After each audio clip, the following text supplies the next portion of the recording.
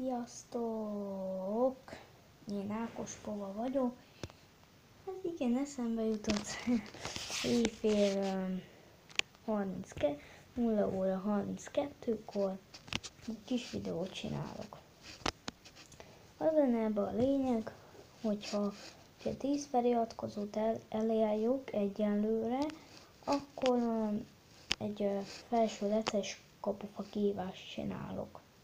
És hát felsőletes kint a szabadba. És akkor, ha 10 feliratkozót elérjük, akkor csinálok egy ilyet. Hát remélem, hogy elérjük.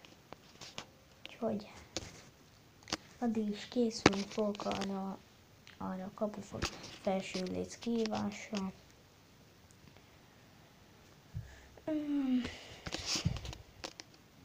Úgyhogy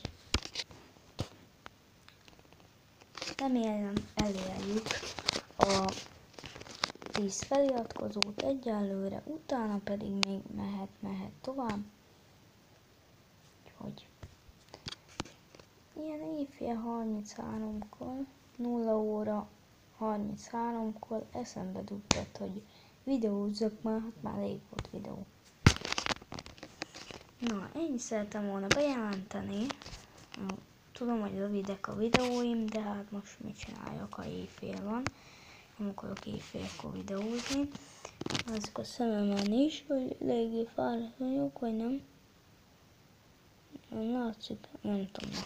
Mindegy. Na, ennyit szerettem volna bejelenteni. Ha elérjük a 10 feliratkozót, akkor pedig olyan felsőletes kihívás lesz.